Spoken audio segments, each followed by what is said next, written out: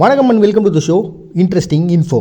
ஜனவரி 11 இன்றைக்கி international parity at work day அப்படின்னு சொல்லிட்டு ஒன்று செலிப்ரேட் பண்ணுறோம். இது எதுக்காக உருவாக்கப்பட்டது அப்படின்னு பார்த்தீங்கன்னா, அந்த காலத்துலேருந்து இப்போ வரைக்குமே இந்த பெண்கள் ஆண்கள் ரெண்டு பேரும் வேலை செய்வாங்க. ஆனால் ஆண்களுக்கு மட்டும் அதிக ஊதியம் இருக்கும், பெண்களுக்கு கம்மியான ஊதியம் இருக்கும்.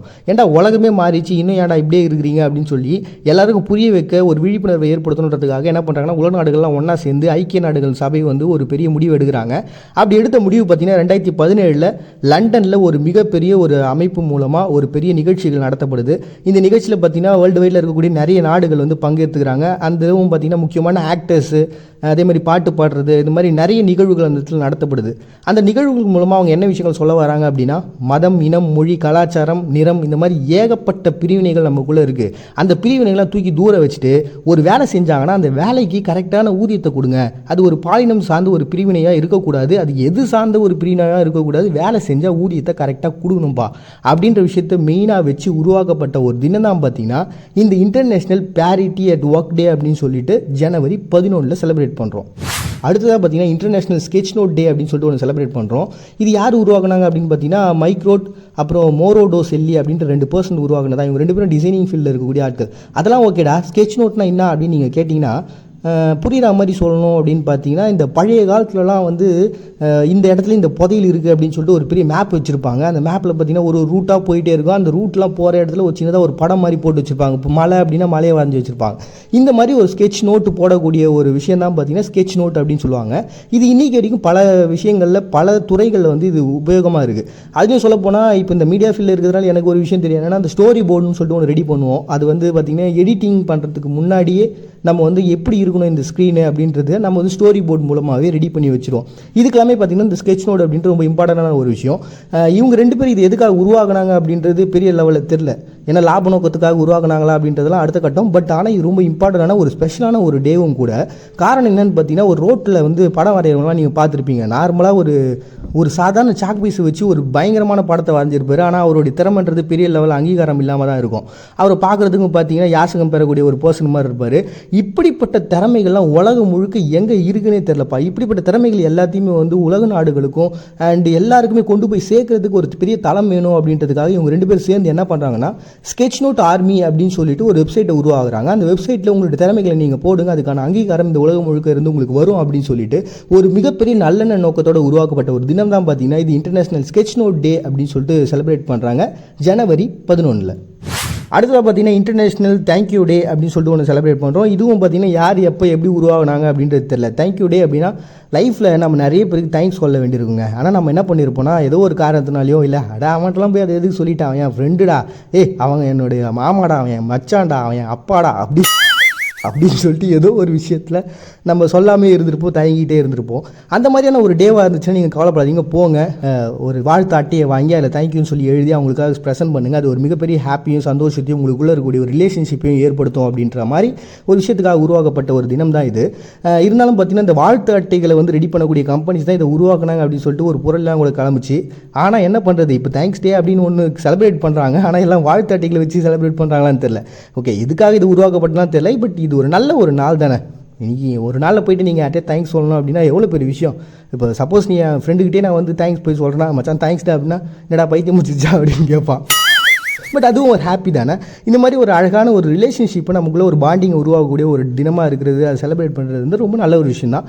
அப்படிப்பட்ட ஒரு தினம் தான் பார்த்தீங்கன்னா இன்டர்நேஷ்னல் தேங்க்யூ டே அப்படின்னு சொல்லிட்டு செலிப்ரேட் பண்ணுறோம் ஜனவரி 11. அடுத்ததாக பார்த்தீங்கன்னா nature reserve and national park day அப்படின்னு சொல்லிட்டு செலிப்ரேட் பண்ணுறாங்க ரஷ்யா. இது எதுக்காக உருவாக்கப்பட்டது அப்படின்னு பார்த்தீங்கன்னா, இந்த உலகமே பார்த்தீங்கன்னா இயற்கை தான். இந்த இயற்கையை நீங்கள் சீண்டிட்டீங்கன்னா அதனுடைய விளைவு மிகப்பெரிய பிரச்சனையை உருவாகிடும். அப்படி ரீசெண்டாக வந்ததுன்னு பார்த்தீங்கன்னா இந்த ஒரு பெரிய வெள்ளம் நம்ம தமிழ்நாட்டில் எவ்வளோ பெரிய பிரச்சனைக்குள்ள வச்சு ஒரே நாளில் பார்த்தீங்கன்னா 50 சென்டிமீட்டர் 70 சென்டிமீட்டர்னு சொல்லிட்டு மழை பதிவாகி ஒரு பெரிய வெள்ளம் வந்து நம்ம எல்லாரையும் போட்டு புரட்டி எடுத்துச்சு. அதுக்கு முன்னாடி பார்த்தீங்கன்னா உலகம் முழுக்க பார்த்த சுனாமி. இந்த மாதிரி எல்லா விஷயத்துக்கும் காரணம் என்ன, நாம தான். அப்படி ஒரு விஷயம் நடந்துடக்கூடாது. இந்த இயற்கையாகவே வச்சுக்கணும். அதுக்கு ஒரு பெரிய பாதுகாப்பு நம்ம கொடுத்தாங்கன்னா எல்லா இடத்தையும் பட்டா போட்டு வித்துறக்கூடாது அப்படின்றதுக்காக, அதாவது ஏற்கனவே இருக்கக்கூடிய காடுகளை நம்ம அழிக்காமல் இருந்தாலே போதும் அப்படின்னு சொல்லிட்டு அந்த காடுகளுக்கு பாதுகாப்புக்கு கொடுக்கக்கூடிய ஒரு நாளை தான் வச்சுருக்காங்க. இந்த டேவை அவங்க எதுக்காக சூஸ் பண்ணாங்க அப்படின்னு பார்த்தீங்கன்னா, பர்குசின் நேச்சுரல் ரிசர்வ் லேக் பைக்கால் அப்படின்னு சொல்லிட்டு 1917 ஃபஸ்ட் டைமாக இந்த ஒரு விஷயத்தை நிறுவுறாங்க. அப்படி நிறுவன நாளை தான் பார்த்தீங்கன்னா ஒவ்வொரு வருஷமும் அவங்க இந்த டேவாக செலிப்ரேட் பண்ணுறாங்க. அப்படி உருவான நாள் தான் பார்த்தீங்கன்னா natural reserve and national park டேன்னு சொல்லிட்டு செலிப்ரேட் பண்ணுறாங்க ரஷ்யா ஜனவரி 11. அடுத்து பார்த்தீங்கன்னா ஜப்பானில் ககாமி பிரியாகி அப்படின்னு சொல்லிட்டு ஒன்று கொண்டாடுறாங்க. இவங்களை பொறுத்த வரைக்கும் நான் ஆல்ரெடி ஏற்கனவே சொல்லியிருக்கிறேன். என்னன்னா அந்த பழைய காலத்தில் நடந்த விஷயங்கள்லாம் இன்றைக்கி வரைக்கும் அப்படியே ஃபாலோ பண்ணுறதுல ரொம்ப இம்பார்ட்டண்டான ஒரு பர்சன் இவங்க தான். இதுலேயும் பார்த்தீங்கன்னா 700களில் வாழ்ந்த அந்த டோகுகுவா அப்படின்ற ஒரு பரம்பரையை சார்ந்தவங்க. அவங்க தான் இந்த பகுதி முழுக்க ஆண்டுகிட்டு இருந்தாங்க. அதில் நிறைய ராஜாக்கள்லாம் வந்தாங்க. அவங்களுடைய காலம் வந்து ஒரு பொற்காலங்கிறதுனால அவங்க சமயத்தில் ஃபாலோ பண்ண எல்லா விஷயத்தையும் இப்போ வரைக்கும் ஃபாலோ பண்ணிட்டு இருக்காங்க. நம்ம ஏற்கனவே வந்து பார்த்திங்கன்னா இந்த வயசுக்கு வந்த டே, அப்புறம் இந்த சூப் குடிக்கிற டே, இதெல்லாம் பார்த்துருப்போம். இது எல்லாமே அவங்க காலத்தில் உருவாக்கப்பட்டது தான். அதே மாதிரி அவங்க காலத்தில் உருவாக்கப்பட்ட ஒரு தினம் தான் பார்த்திங்கன்னா இந்த ககாமி பிரியாகியும். இதில் என்ன பண்ணுறாங்கன்னா இந்த ஒரு நாளில் எல்லாரும் கையில் சுற்றியோடு சுற்றுறாங்கப்பா. சுற்றியோடு சுற்றுறாங்கன்னே பயங்கரமாக இமேஜின் பண்ணுறாதீங்க என்ன தப்பு நடந்துடும் அப்படின்ட்டு. என்னென்னா அந்த காலகட்டத்தில் லெச்சுவானா அப்படின்ற ஒரு ராஜா இருந்திருக்கிறாரு. அவர் என்ன பண்ணியிருக்காருன்னா போருக்கு போகிறதுக்கு முன்னாடி எல்லா முக்கியமான ஆட்களையும் கூப்பிட்டுட்டு வாங்கன்னு சொல்லிட்டு இந்த கோவிலில் கும்புறதுக்காக போகும்போது அந்த இடத்துல வந்து சுற்றியால் அடித்து உடச்சி ஒரு மதுரசமோ இல்லை ஏதோ ஒரு விஷயத்தை வந்து எல்லோரும் பருகியிருக்காங்க. அப்புறம் அந்த போரில் வந்து வெற்றியும் அடைஞ்சிருக்காங்க. அப்படி அந்த போருக்கு போகிறதுக்கு முன்னாடி இந்த வெற்றி அடைகிறதுக்கு காரணம் இந்த விஷயத்தை அவர் பண்ணிட்டு போனது தான் அப்படின்னு சொல்லிட்டு இன்றைக்கி வரைக்கும் அதே மாதிரி ஃபாலோ பண்ணுறாங்க. இப்போ ஒரு பெரிய டப்பு ஒன்று இருக்கும், அது மேலே சுற்றியால் அடித்து உடைப்பாங்க. உடச்ச உடனே பார்த்தீங்கன்னா உள்ள மதுவோ இல்லை தண்ணியோ இல்லை அவங்களுக்கு என்ன பிடிக்குமோ அதெல்லாம் வச்சுருக்காங்கப்பா. அந்த ஜூஸ் மாதிரி வச்சுருக்காங்க. அந்த ஜூஸ் எடுத்து எல்லாருமே குடிக்கிறாங்க. குடிச்சதுக்கப்புறம் இது ஒரு குட் லக்கான ஒரு டே அப்படின்னு சொல்லிட்டு எல்லோரும் நினைக்கிறாங்க. அந்த ஒரு ஹாப்பியான ஒரு மூமெண்ட்டை தான் இப்போ பார்த்தீங்கன்னா ஜப்பானில் ககாமி பிரியாகின்னு கொண்டாடுறாங்க ஜனவரி 11. அடுத்ததாக பார்த்தீங்கன்னா துனிசியாவில் சில்ட்ரன்ஸ் டே அப்படின்னு சொல்லிட்டு ஒன்று செலிப்ரேட் பண்ணுறாங்க. இது முதல்ல 1991 குழந்தைகளுக்குன்னு ஒரு பெரிய பாதுகாப்பு வேணும். ஏன்னா நீங்கள் பாட்டுன்னு உங்கள் இஷ்டத்துக்கு சுற்றி நிற்கிறீங்க, பெற்றவங்கலாம் பெற்று போட்டு அப்படிலாம் சுற்றாதீங்க. பெற்றவங்க அப்படின்னா குழந்தைங்களை பாதுகாக்கிறது ஒரு மிகப்பெரிய கடமை. அதுவும் அவங்களுக்கு ஃப்யூச்சரில் என்னென்னலாம் தேவை, இப்போ அவங்கக்கிட்ட என்ன திறமைகள் இருக்குது அந்த குழந்தைங்ககிட்ட, அதெல்லாம் கொஞ்சம் உத்து பாருங்கள். எப்போ பாரு பணம்னு ஓடிக்கிட்டு இருக்காதிங்க. குடும்பம்னு சொல்லி கொஞ்சம் யோசிங்க. உங்களுடைய குழந்தைங்கன்னு சொல்லி கொஞ்சம் யோசிங்க. அவங்க எப்போ பாரு திட்டின்னு இல்லாமல் அவங்களுக்குன்னு என்ன திறமைகள் இருக்குன்றதை பாருங்கள். அவங்களோட ஃப்யூச்சரை பற்றி கொஞ்சம் யோசிங்க அப்படின்ற மாதிரி பல விஷயங்களை வச்சு மக்களுக்கு விழிப்புணர்வு ஏற்படுத்தக்கூடிய ஒரு தினமாக தான் இதை வச்சிருக்கிறாங்க. 1991 பார்த்தீங்கன்னா இதுக்கான சட்டம் வந்து உருவாச்சு. அப்படி சட்டம் உருவான இந்த நாளை தான் பார்த்தீங்கன்னா துனிசியாவில் சில்ட்ரன்ஸ் டே செலிப்ரேட் பண்ணுறாங்க ஜனவரி 11. அடுத்ததாக பார்த்தீங்கன்னா அமெரிக்காவில் ஹியூமன் ட்ராக்கிங் அவேர்னஸ் டே அப்படின்னு சொல்லிட்டு ஒன்று அனுசரிக்கிறாங்க. இது எப்படின்னு பார்த்தீங்கன்னா 1865 அடிமை முறை வந்து ஒழிச்சாங்க. அப்படி ஒழிச்சதுக்கு அப்புறம் பார்த்தீங்கன்னா நிறைய பேர் வந்து பாதிக்கப்பட்டுக்கிட்டே தான் இருந்திருக்காங்க. செக்ஷுவல் ரீதியாகவும் சரி, அப்புறம் நிறைய பேர் கடத்திக்கிட்டு அவங்ககிட்ட வந்து பணத்தை வாங்குறது, இந்த மாதிரியான விஷயங்கள்.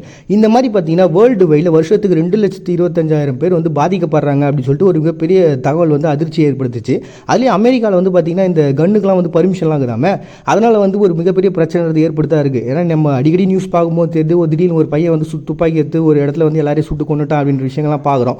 இந்த மாதிரி ஒரு மிகப்பெரிய பிரச்சனைகள் இருக்குது. அது மட்டும் இல்லாமல் நிறைய பெண்கள் வந்து கடத்திட்டு போகிறாங்க.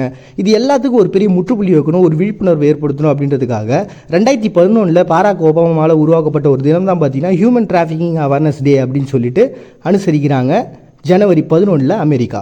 அடுத்ததாக பார்த்தீங்கன்னா ஜெர்மனியில் ஆப்பிள் டே அப்படின்னு சொல்லிட்டு ஒன்று அனுசரிக்கிறாங்க. ஏன்னா இது ஜெர்மனியை பொறுத்த வரைக்கும் கிட்டத்தட்ட 15 வெரைட்டியில் பார்த்தீங்கன்னா ஆப்பிள் ரெடி பண்ணி எடுத்துகிட்டு இருக்காங்க. இருந்தாலுமே வேர்ல்டு வைடில் டாப்பில் சைனா தான் இருந்தாலும் இது உற்பத்தி பண்ணுறதுல இவங்களும் வந்து தனக்குன்னு ஒரு மிகப்பெரிய மரியாதை வச்சுருக்காங்க. ஏன்னா அவங்க ஊரில் இருக்கக்கூடிய இந்த உற்பத்தின்றது பார்த்தீங்கன்னா கிட்டத்தட்ட 1.1 மில்லியனாக இருந்திருக்கு கடந்த 2022. அதனால் ஆப்பிளுக்கு ஒரு பெரிய இம்பார்ட்டன்ஸ் கொடுக்கக்கூடிய ஒரு நாடாக தான் இருக்குது. அதனால் என்ன பண்ணுறாங்கன்னா இந்த நாளில் இந்த ஆப்பிளோட விற்பனையை அதிகமாக்கணும் அப்படின்றதுக்காகவும் இதை வந்து நிறைய பேருக்கு வந்து இந்த பள்ளி குழந்தைங்களுக்கு, அப்புறம் இந்த முடியாதவங்களுக்கு, ஊனமுற்றவங்களுக்குலாம் வந்து இந்த ஆப்பிளை வந்து கிஃப்டாக கொடுத்து அப்படி நம்மளுடைய விவசாயமான இந்த ஆப்பிளை வந்து கொண்டாடும் அப்படின்னு சொல்லிட்டு கொண்டாடக்கூடிய ஒரு நாள் தான் பார்த்திங்கன்னா இந்த ஆப்பிள் டே அப்படின்னு சொல்லிட்டு செலிப்ரேட் பண்ணுறாங்க ஜனவரி 11 ஜெர்மனி. அடுத்ததாக பார்த்தீங்கன்னா அல்பேனியா சுதந்திர தினத்தை கொண்டாடுறாங்க இன்றைக்கி. இவங்க 1912 சுதந்திரத்தை வாங்கியிருந்தாலும் அதுக்கப்புறம் ஒரு மிகப்பெரிய பிரச்சனை நடக்குது. என்னென்னா இத்தாலி பேசிஸ் ஆட்சி வந்து இந்த உள்ளுக்குள்ளே வருது. அவங்க வந்து மிகப்பெரிய ஒரு ஆட்சி முறையை அவங்க பண்ணிகிட்டு இருக்காங்க. அதுக்கப்புறம் 1943 ஜெர்மனி என்ன பண்ணுறாங்க, இவங்களை கண்ட்ரோலுக்கு எடுக்கிறாங்க.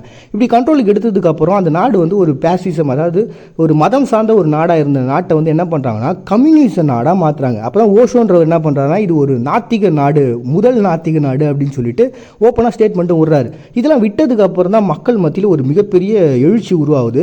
ஏன்னா இது இவங்க பாட்டு வராங்க, எல்லாரும் ஆள்றாங்க, நம்மளை ஏதோ பண்ணிக்கிட்டு இருக்காங்களே, இது நம்ம நாடுடா, நம்ம தான்டா ஆளணும் அப்படின்னு சொல்லிட்டு மக்கள் மத்தியில் மிகப்பெரிய புரட்சியானது 1989 ஸ்டார்ட் ஆகுது. அப்படி ஸ்டார்ட் ஆனது பார்த்தீங்கன்னா 1992 மிகப்பெரிய புரட்சியை எட்டி அப்படி மக்கள் எழுச்சி மூலமாக ஒரு வெற்றி அடைஞ்ச நாள் தான் பார்த்தீங்கன்னா அல்பேனியா சுதந்திர தினமாக கொண்டாடுறாங்க ஜனவரி 11. அடுத்ததாக பார்த்தீங்கன்னா ஓமனில் அசென்ஷன் டே அப்படின்னு சொல்லிட்டு ஒன்று கொண்டாடுறாங்க. இது வந்து ஏற்றம் அப்படின்னு சொல்லிட்டு தமிழ் மீனிங் பண்ணி பார்த்தோம் கூகுளில்.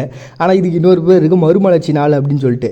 சரி, ஓமனில் ஏன் இந்த டேவை வந்து கொண்டாடுறாங்க, செலிப்ரேட் பண்ணுறாங்க அப்படின்னு பார்த்தீங்கன்னா, சுல்தான், அதாவது எல்லாரையுமே ஆளக்கூடிய ஒரு ஆள். அவங்க நாட்டை பொறுத்த வரைக்கும் பார்த்தீங்கன்னா இன்றைக்கி வரைக்கும் முடியாச்சு தான் ஓடிட்டு இருக்கு, மக்கள் ஆட்சி கிடையாது. அதாவது தலைவர் ஒருத்தர் தான், அவர் சொல்கிறது தான் முடிவு, மக்கள்லாம் சேர்ந்துலாம் எந்த முடிவும் எடுக்க முடியாது.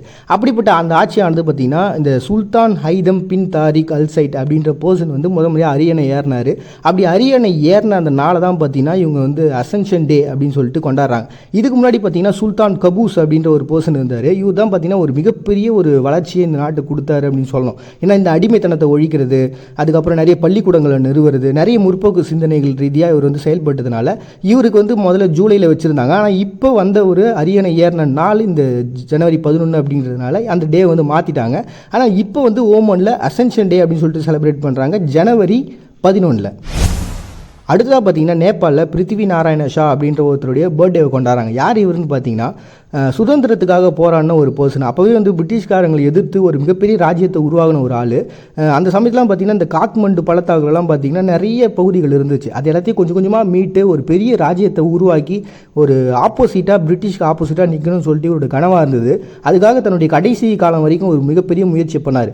அவருடைய இந்த முயற்சியை பார்த்து மக்கள் எழுச்சி அடைஞ்ச அந்த ஒரு விஷயம் தான் பார்த்தீங்கன்னா இன்றைக்கி வரைக்கும் அவருடைய பேர் நிலைச்சி நிற்குது. அப்படிப்பட்ட ஒரு பர்சனை வந்து கொண்டாடக்கூடிய ஒரு நாளை தான் பார்த்தீங்கன்னா இன்றைக்கி அவருடைய பர்த்டேவை கொண்டாடுறாங்க. பிருத்வி நாராயண ஷாவுடைய பர்த்டேவை நேபாள் ஜனவரி 11.